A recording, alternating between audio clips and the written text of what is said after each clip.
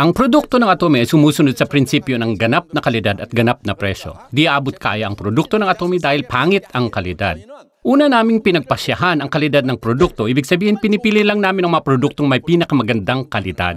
Pagkatapos piliin ang produkto, itinatakda namin ang presyo na di matumbasan sa kalidad na ito. Ito ay tinatawag na ganap na presyo. Dahil ang produktong Atomy ay pang-araw-araw na pangangailangan, kahit na hindi mo siya bibilhin, kailangan mo pa rin siya. Ang Atomy ay humahawak ng produkto na mas pangunahin kaysa sa pagkain. Kapag nagmamadali ang mga kababaihan sa kanilang pupuntahan, pinipili ba nila ang pagkain o ang makeup? Hindi nakakalimutan ng mga babae ang mag-makeup kahit hindi na kumain. Sa madaling salita, mas kailangan ang makeup kaysa sa pagkain. At kahit na may utang ka at hinahabol ka ng mga pinagkakautangan mo, huhugasan mo pa rin ang iyong buhok ng shampoo, hindi ba? Ang gusto kong sabihin ay, ang mga produkto ng Atomy ay pang-araw-araw ng mga pangangailangan. Ngunit ang mga produktong ito ay mas maganda ang kalidad at mas abot kaya kaysa sa ibang tatak. Kaya walang dahilan kung bakit hindi mo gagamitin ito. Ngayon, kailangan yung magdesisyon. Sa totoo lang, kaunti lang ang mga tao sa mundo ang mapagkakatiwalaan. Ngunit, kung wala kang pagkakatiwalaan, hindi ka rin magtatagumpay. Sa totoo lang, kailangan mo munang pagkatiwalaan ang iyong sarili. Sa kasawiang palad, maraming tao ang di nagtitiwala sa kanilang sarili. Ang ibig kong sabihin ay lahat kayo na nandito ay kailangang maging eksperto sa mga produkto ng Atomy. Mapagpapasyahan mo ba kung ang mga produktong ito ay maganda o hindi pagkatapos gamitin ang mga ito? Oo, kaya mo. Mapagpapasyahan mo ba kung ang presyo ay abot kaya o hindi? Oo, kaya mo. Ibig sabihin na maaari kang maging eksperto bilang mga mamimili. Kung iniisip mo na ang produktong Atomy ay mas mura kaysa sa ibang produkto, ang kailangan mo lang gawin ay sabihin sa ibang tao. At sabihin mo sa iba kung gaano kaganda ang mga produktong ito. Ang ganda ng negosyong Atomy ay di ang pagbibenta ng ating mga produkto. Nagsisimula ito sa paggamit ng mga produkto. Kailangan mong gumawa ng grupo ng mga mamimili na gumagamit ng mga produkto. Kailangan yung mag-imbita ng mga miyembro ng iyong union at ang mga tao na nasa ibaba mo ay magpapatuloy sa paggamit ng produkto dahil maganda ito at abot kaya, nararapat at legal na makatanggap ka ng bayad mula sa kumpanya. Dahil sa pagbuo ng grupo ng mga mamimili dahil nagpapasalamat ang kumpanya sa iyo. Ito ang nararapat na premyo sa iyong pagsisikap, ngunit karamihan sa mga tao ay nahihiya kapag nasasabihan sila na magbenta ng mga produkto sa ibang tao. Kung isa ka sa mga taong ito, wala ka dapat ipag-alala. Ang ating negosyo ay di tungkol sa pagbibenta ng mga produkto. Ang kinaganda ng negosyong ito ay pagkonsumo. Kung maganda ang produkto at abot kaya, ang gagamitin mo ba ito o hindi? Kung gayon, ang kailangan mo lang gawin ay paliwanag ang produkto sa iba na ang produkto ay maganda at abot kaya at gagamitin din ng mga taong iyon ang produkto. Kaya mahalaga na gamitin mo muna ang produkto. Kung sasabihin mong maganda ang produkto at hindi mo pa ito nagagamit, makikita agad ito sa iyong mukha. Kaya kailangan mo munang gamitin ang mga produkto. At ibahagi ang iyong naramdaman sa paggamit ng produktong ito. Sa Atomy, walang bayad sa pagpasok kung saan mapipilitan ka na bumili ng halaga ng mga produkto. Karaniwang sa network marketing, maraming mga kumpanya ang may pangangailangan na bumili ng mga produkto. Oo, legal. Ngunit ano ang resulta nito? Bibili ka ng mga produkto na nagkakahalaga ng $1,000 hanggang $2,000 para makakuha ka ng tubo sa negosyo, hindi ba?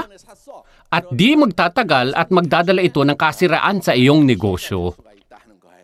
Kung kaya, walang bayad ang pagpasok sa Atomy. May isa pang bagay na ginagawa ng mga kumpanya. Nagtatakda sila ng halaga kung saan magkano ang kailangan mong bilhin. Upang magkaroon ka ng karapatan na tumanggap ng kita. Ang karapatang tumanggap ng kita ay napapanatili kaya nagaganyak ka mag-imbak ng mga produkto na di mo kailangan upang mapanatili ang iyong karapatan na tumanggap ng kita. Kaya nagiging mabigat sa mga kontraktor. Lalo na kung meron ka pang naiiwang mga produkto nung nakaraang buwan kung kaya walang ganung kailangan sa Atomy. Ngayon, baka nagtataka kayo kung magkano ang kailangan mong ibenta upang makatanggap ng bayad. Sa pamantayan, ang isang tao ito gumagastos ng tinatayang 100,000 PV. Yan ay tinatayang $200 na halaga ng mga produkto. Kung pupunta kayo sa mga discount store at bibili ng mga bagay na ito, kailangan mo ang mga toothpaste, toothbrush, shampoo, ramen at iba pang mga pang-araw-araw na pangangailangan. Magkano ang halaga nito? Ito ay magkakalaga ng 800 hanggang $1,000 bawat buwan, hindi ba? Ngunit wala ang atomy ng lahat ng mga produkto sa mundo. Kung kaya, kinalkula namin ang gastos na karaniwang tao na $200. Ang mga mamimili na gumagamit ng magandang produktong pangkalusugan ay bumibili ng tinatayang $600 bawat buwan sa ating kumpanya. At kung ang buong pamilya ay gumagamit ng ating produkto, ito ay magkakalaga ng 100,000 hanggang 300,000 PB. Di maiwasan dahil bawat isa ay may pang-araw-araw na pangangailangan, di ba? Kailangan mong bumuo ng consumer base na tinatayang 50 pamilya sa iyong kaliwang paa at 50 na pamilya sa iyong kanan.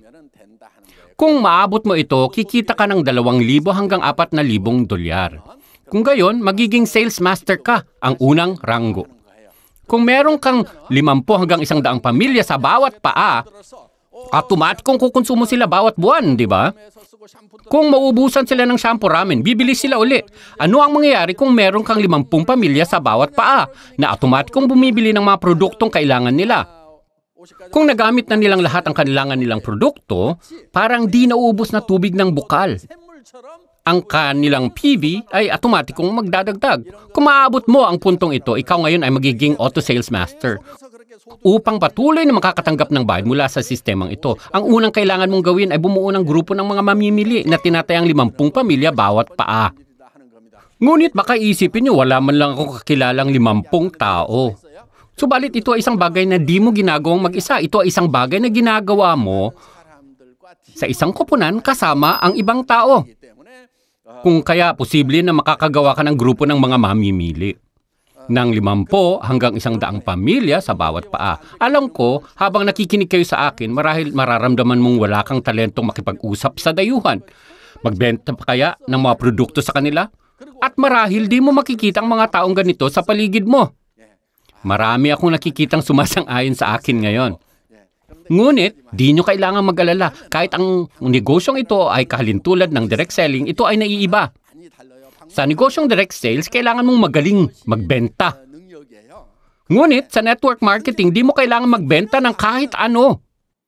Ayaw mong magbenta, di ba? Di mo kailangan magbenta ng kahit ano. Ang kailangan mo lang gawin ay gamitin ang mga produkto at kailangan mong dalhin ang mga tao malapit sa gumagamit ng atomy. At i-connecta ang mga tao sa mga mamimili na gumagamit ng produkto. Ito lang ang kailangan mong gawin. At kalkulahin ng computer at babayaran ang iyong sweldo. Marahil, sunod mong tatanungin, paano ko hihikayatin ang mga tao? Hindi ako magaling magsalita. Ngunit kailangan mong ipagpatuloy mabuhay, di ba? Madaling walang gagawin. Ngunit di mo magawa, di ba? Di ka rin magaling magsalita. Buti na lang may solusyon. Ang kailangan mo lang gawin ay dalhin sila dito. May mas maikling paraan upang magtagumpay sa atomy. Di ito nawawala sa seminar na ito. Ang pinakamahalagang kakayahan ay pumunta dito kahit ikaw lang. Kung pupunta ka dito bawat buwan, ano ang mangyayari? Gaganda ang kakayahan mong magsalita. Di ka magaling magsalita dahil di mo alam kung ano ang sasabihin. Oo, posible para siyo na pumunta sa seminar na ito minsan at natural na makipag-usap sa iba, ngunit di iyan karaniwan. Ano ang mangyayari kung pupunta ka dito ng 1 taon? Maaari mong sabihin sa mga tao, di tama yan. Hayaan yung sabihin ko sa inyo ang katunayan.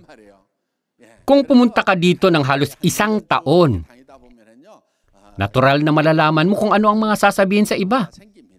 Ngunit di na mahalaga kung di magbabago ang iyong pananalita basta patuloy kang pumunta dito at unti-unting mainip ka na pumupuntang mag-isa. Di magtatagal at sasabihin mo, "Oy, Jenny, Christine, punta tayo sa seminar." Kung di sila pupunta sa buwang ito, subukan mo ulit sa susunod na buwan. At isa sa mga kaibigan mong iyon ay susunod sa iyo dito. Marahil isipin ng iyong kaibigan, may punto ang negosyong ito. Di na ako aakyat sa bundok bawat linggo. Dapat pumunta ako dito at paminsan-minsang makinig sa lecture. Di maglaon at mararamdaman ng iyong mga kaibigan ang halaga ng pagpunta sa seminar na ito dahil sa magagamit ang impormasyon. Ang kailangan mo lang gawin ay mag-imbita ng mga tao na uupo dito. At malay mo, may isang tao sa mga inimbitahan mo na talagang talentado. Ang isang taong iyon ay maaaring konektado sa ibang bansa. At ang linya mo ay lalawak sa buong mundo. At makukumpleto ang isa sa ating mga linya. Ang atomy ay may binary model. Sa binary na sistema, meron ka lang 2 linya. Kailangan mo lang palawakin ang 2 sa iyong mga linya.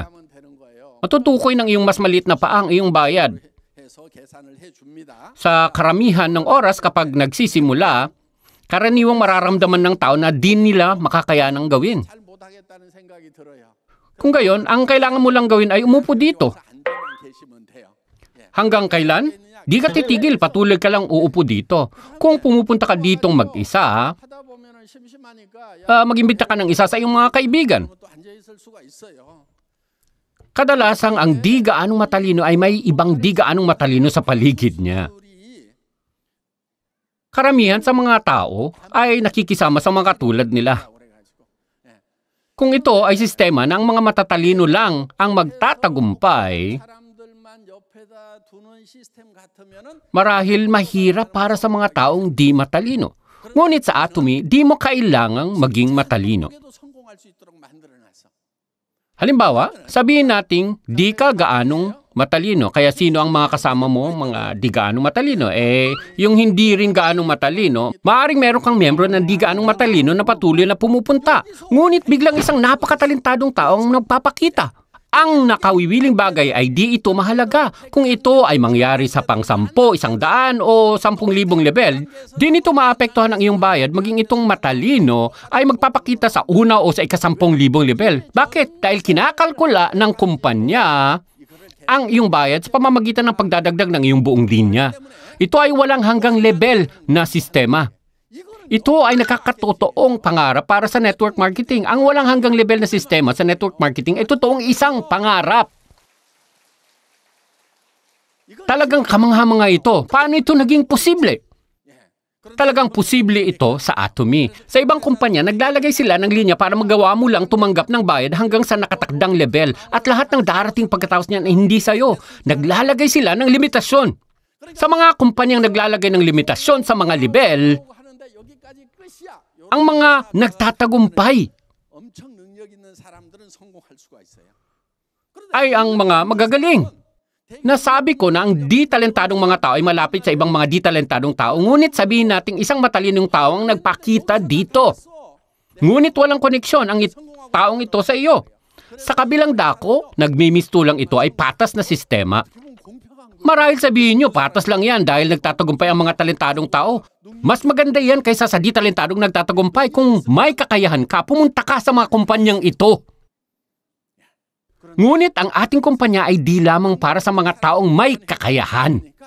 Naisip nyo ba na kailangan natin ng kahit isang kumpanya na para sa mga walang talento? Kung kaya, meron tayong walang hanggang level na sistema. Kung kaya,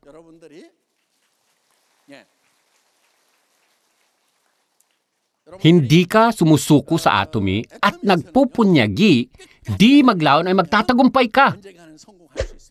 Ito ay tungkol sa kailan. Kung meron kang Star Master sa dakong ito, na magtatagumpay ka ng mabilis. Ngunit baka meron kang di gaanong matalino sa buong linya.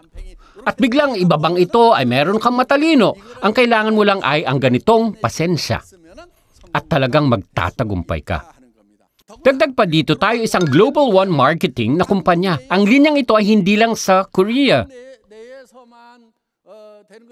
Ibig sabihin lahat ng mga miyembro sa US, South America, China, India, at Europe ay magiging konektado. Hayaan yung ipaliwanag ko. Ang kailangan mo lang ay isang kodang miyembro mula sa isang bansa. Sabihin nating isang Korean ang nandito, ngunit ang Korean ito ay maaaring magrehistro ng isang Amerikano, at ang Amerikanong ito ay magrerehistro ng Cambodian, at ang Cambodian ay maaaring magrehistro ng isang Hapon, at ang Hapon ay maaaring magrerehistro ng isang Singaporean, at ang Singaporean ay maaaring magrerehistro ng isang Canadian o Mexican sa ilalim niya. Kaya ito ay isang Global One Marketing na sistema na binibilang ang bawat isa. Ito ay isang kamanghamanghang bisyon. Tayo ay naninirahan sa isang mundong global, hindi ba? Napakaraming mga Koreano na lumalabas ng Korea, di ba? Marahil isipin yung puno na ang Korea.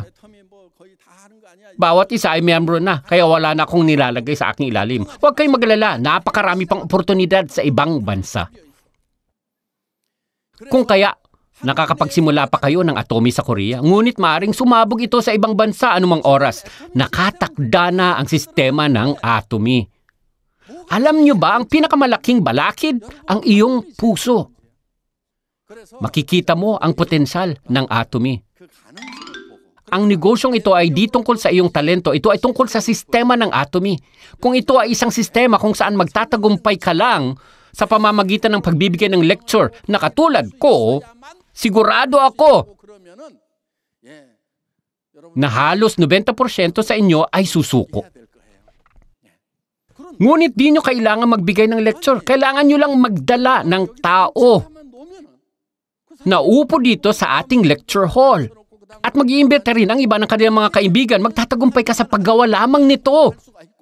Kung ipagpapatuloy nyo ang linya nyo na ganito, ang isang araw papasok ang magaling na tao sa iyong linya. Sasabihin natin, nabibigay sila ng napakagandang talumpati tungkol sa Atomy. Ikakalat nila ang mga video sa YouTube sa kanilang paligid. Maaaring may isang batang magpapalawak ng kanyang linya sa buong mundo. Posible ba ito o hindi? Siguradong posible. Hindi natin hinahamon ang ating sarili dahil 100% ang ating tiwala. Kahit na ang posibilidad ng tagumpay na mababa, hinahamon natin ang ating sarili dahil sulit itong gawin. Kung kaya hinaharap natin ang hamong ito, maging matapang kayong lahat. Ang katapangan ay di pagiging manhid sa takot. Ang katapangan ay pagharap sa takot. Walang kwenta ang kabiguan. Ang Atomy ay di humihingi sa inyo ng pera. Hindi natin sinasabi na kailangan yung bumili ng libo-libong dolyar ng mga produkto. Hindi nyo kailangan gumawa ng kahit ano. Ang kailangan nyong gawin ay gamitin ang mga produktong Atomy at sasabihin sa iba kung gaano kaganda ang mga produkto. Kailangan nyo lang palitan ang mga produktong binibili nyo sa mga discount store, TV home shopping at internet shopping mall. At makikita nyo ang mga produktong Atomy ay iba sa mga produktong dati nyo ginagamit. Binabahagi nyo ang mga benepisyong ito sa ibang tao. Maganda at abot kaya ang mga produktong Atomy. Wala silang pisikal na tindahan o mga patalastas. Nag-iipon sila ng pera at binabayaran nila ang komisyon ng mga kontraktor. Kaya gamitin natin ang mga magandang produkto at yumaman habang ginagawa natin ito. Kailangan mong sabihin ang mga bagay na ito sa nasa paligid mo. Sa tingin mo ba ay makikinig sa iyo ang mga tao? Di na mahalaga kung di sila makinig sa iyo. Bakit? Kailangan mo lang ang ilang mga tao na makikinig at ang ilang mga taong ito ay magdadala ng tao. Kaya gusto kong hikayatin kayong sabihin lang sa mga tao sa paligid nyo. Sabihin nyo lang sa kanila ang tungkol sa produktong Atomy at bahala na ang nakikinig na magpasya kung sasali sila o hindi. Ito ay tinatawag na batas ng sariling kaisipan. Kung iniisip nyo lang ang prinsipyong ito, malalaman nyo ang lahat sa negosyong ito. Nasa inyo nang makipag-usap sa ibang tao. Ngunit, kaninong desisyon ang pagsali sa Atomy o bumili ng produktong Atomy pagkatapos nyo makipag-usap sa iba?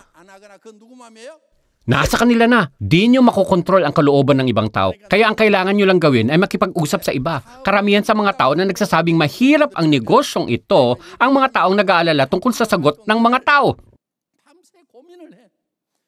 Gising sila buong gabi, kaya kung gigising sila ay pagod na. Wala silang ginawa, ngunit pagod na sila. Ngunit ang katotohanan na maaaring isipin nyo ay mas siguradong makikinig. Ngunit kung makikipag-usap kayo sa kanila ay maaaring di sila makikinig. O kaya maaaring isipin nyo na may isang mainitin ang ulo kaya di sila makikinig. Ngunit nakipag-usap ka sa kanila at maaaring pakikinggan ka. Kung kaya't di natin dapat hulaan o pangunahan ang sagot ng iba. Huwag niyong bigyan ng pangalan o husgahan ang sagot ng ibang tao. Ibig sabihin di nyo dapat husgahan ang tao na di sila makikinig dahil di nyo malalaman ang nilalaman ng puso ng isang tao. Kung kaya kailangan nyong makipag-usap sa mga tao. Kapag naipaalam nyo sa kanila ang tungkol sa Atomy, di nyo malalaman kung kailan sila sasagot sa inyo. Sa pagdaan ng panahon, magbabago ang sitwasyon. At maaaring magbabago ang kaisipan ng taong iyon. Madalang ng isang tao ay sasagot sa minsanang subok. Kung ipagpapatuloy mong makipag-usap sa mga tao na maaaring magpapabago sa kanilang isip, kaya kung sasabihin mo sa iba ang tungkol sa Atomy, alalahanin nyo ito. Kung di nyo sinabi sa isang tao ang 10 beses, parang di nyo sila sinabihan. Kaya kailangan yung sabihin ang tungkol sa Atomy ng 10 beses. Sa halip na subukang hikayatin ng isang tao ng 1 beses, kailangan yung tahakin ang matatag na daan na parang tubig na patuloy at matatag na tumatama sa bato. Kikita ako ng $100,000. Maganda ang mga produktong ito at abot kaya. Gusto mo bang sumama sa akin sa seminar? Maaaring sasabihin nila na busy ako, di ako makakapunta. Dapat sabihin nyo, okay, siguro sa susunod at sasabihin nyo ulit sa susunod. Nakakasalamuha ang maraming tao na kumikita ng 50 hanggang $100,000 kada buwan. Kamanghamanghang sistema, parang ibang mundo. Kung di sila sasagot sa iyo, subukan mo ulit sa susunod. Nakita ko talagang isang tao na kumikita ng $100,000 kada buwan. Kung ipagpapatuloy nyo ito at magpupunyagi, kung tama ang panahon, magbabago ang kanilang isip. At may isa pang napakagandang bentahe dito sa Atomy. Sa Atomy, may hangganan kung gaano kalaki ang kikitain mo. Kaya tinakda ang Atomy upang kung kumikita ka ng $100,000 kada buwan, di ka nakikita ng higit pa dito. Tingin nyo ba ay may isang kumikita ng $100,000 kada buwan na sumali sa Atomy 10 taon nang nakaraan? Siyempre! Ngunit, sabihin natin ang taong ito ay patuloy na kumikita ng higit na 1,000,000. Ibig sabihin, kaunti ang pagkakataon para sa mga ibang kumita. Dahil ang network marketing na kumpanya ay maaari lang magbalik ng 35% kung ang mga tao na nasa itaas ay humahakot ng bayad, magdudusa ang mga kakasali lang kung kaya may hangganan. Kaya ang mga naunang sumali ay titigil na dito. Ngunit kahit huli ka ng sumali, lahat ay magkikita sa taas. Kaya kahit huli ka ng sumali, bawat isa ay maaaring maging numero 1. Ang kondisyon ay parehong ginagamit sa lahat. Hindi ito sistema kung saan ang mga unang sumali ay maaaring kumita ng malaki hanggang sa gusto nila. Hindi mapaparusahan ang huling sumali at kung ganito, hindi ito gagana. Karamihan sa mga network marketing ng mga kumpanya ay ginagamit ang sistemang ito. Ngunit sa Atomy, nagtakda tayo ng hangganan. Hindi ka pwedeng kumita ng higit pa sa nakatakdang halaga. Kaya di na mahalaga kung huli ka nang nagsimula. Kumpara sa mga taong sumali dito, kayo ay may mas mataas na tsansang magtagumpay. Noon, wala kaming opisina o katalog. Kayo ay nasa mas magandang sitwasyon kaysa sa mga naunang mga miyembro. Ngayon, marami pang mga modelo ng tagumpay. Meron pa tayong bagong gusali. Lumawak tayo sa buong mundo. Ang katotohanan, pwede kang sumali sa negosyong Atomy sa pinagandang sitwasyon. Ay nangangahulugan kayo ay nasa mas magandang sitwasyon kaysa noon. Dito nagtatapos ang ating lecture. Maraming salamat.